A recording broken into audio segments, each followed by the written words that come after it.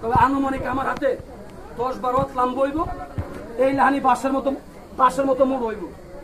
যখন করে 10-12 হাত লম্বা বাঁশের মতো মোড়া, আমরা লোভে পড়ে গেছিলাম।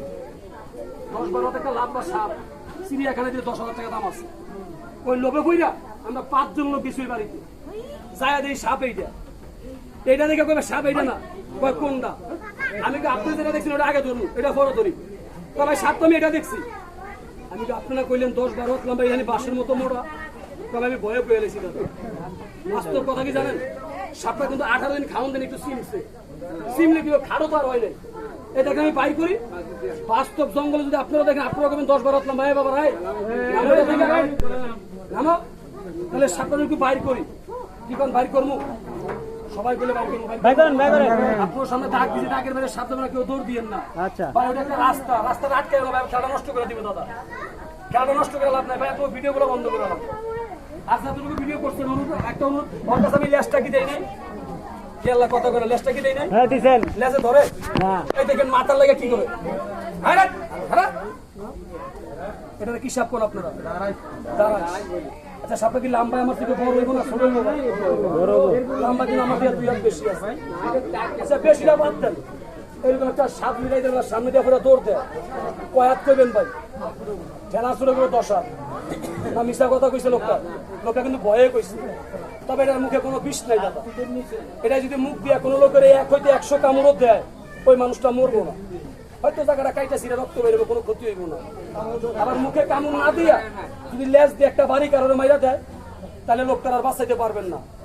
এটা লেজ একটা বিষাক্ত কাটা হয়।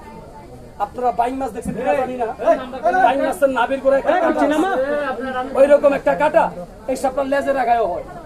যদি জঙ্গলে কখন আপনার সামনে পইরা যায়, এটা মাথা দিয়ে খাবলা মাইরা আপনারা ভয় লাগাইব, লেজ দিয়ে ঘুরে একটা বাড়ি দিব। লেজের বিষাক্ত কাটাটা যদি ঢুকাই দিতে পারে, তাহলে জায়গাটা পচতে পচতে কপাল খারাপ হলে মানুষটা মরে যেতে পারে। আপনি আমার প্রশ্ন করতে পারেন ভাই তার কাটাটা এখনো আছে না? দাদা সাপটা ধরার লগে লগে আমি লেজের কাটা কাটা দিছি আগে, কেননা জানের মানে তোমার নিজেরও আছে। তাহলে এটা কি দেখবেন? সাপ। এইটা কোনো সাপ না রে ভাই, এইটারে আপনারা সাপ বলেন। আমি বাইদার ছেলে বাজারের কাঁচা মরিচ, বাইং মাছ, প্লাস্টিক গুলা মনে করি। এগুলা সাপ একটা পাইলে 1 হাতে ধরি, 2টা পাইলে 2 হাতে ধরি। কপাল যদি ভালো হয় 4-5টা এক লগে পাইয়া লাই, কথা বলতে মানা করছি না, কয়েকটা সাপের মাথা মুখে কামড় মাইরা ধরে লাই। কেন সাপ ধরতে কোনো জাদু মন্ত্র লাগে না। সাপ ধরা হইল চোখের নজর, বুকের সাহস, হাতের ক্যাপাসিটি। চেষ্টা করলে আপনারাও পারবেন, তবে শিখতে হইব।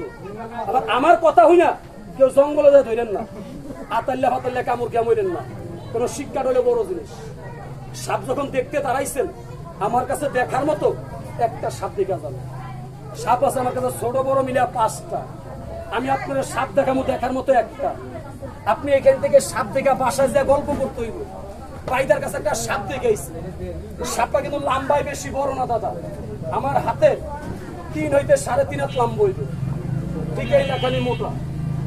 ধরছি আমি একটা মাটির ঘর ভাঙা 48টা ডিম সহ করে। একটা মেয়ের সাপটা কামড়াই আমারছে, কপাল খারাপ, মেয়েটারে বাঁচাইতে পারি নাই। 4 মাসের একটা সন্তান সহ করে মেয়েটা মারা গেছে। ওই মেয়েটা মারা যাওয়ার 3 দিন পরে আমারে খবর দিচ্ছে, আল্লাহ যার টাকা পয়সা রাখছে, ধনী লোক যারা, এরা কিন্তু খাট চকি বিল্ডিং এ ঘুমায়।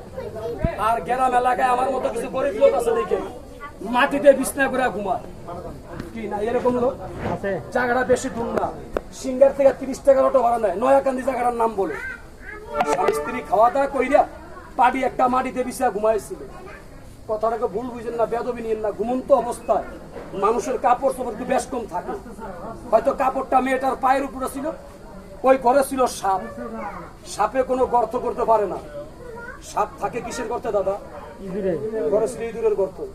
গর্তের ভিতরে সাপ ঢুকা ইঁদুর ধরে খাইয়া কতগুলা ডিম পারে। সাপের পেট হয়ে গেছে খালি। রাত্রেবেলা সাপ আহার করার লেগে গর্তের থেকে বাইরে মেয়েটার পায়ের উপরে দিয়ে রওনা করে। আপনার তো জ্ঞানী শিক্ষিত লোক, বলেন তো সাপের শরীর ঠান্ডা না গরম? ঠান্ডা। মহিলা মানুষ তো ঠান্ডা হইয়া পাও দেয় টান। সাপে মনে করে ইঁদুর নালে ব্যাং হইতে পারে। এইটা হলো নসিব। ধরছে পায়ের এই জায়গায় কামড় দিয়া মারছে, যারা সাপ যা করছে আগলা। স্বামীও কয় তুমি শিক্ষা দিলে, আমার পায়ে যেন কিসে কামড় দিছে।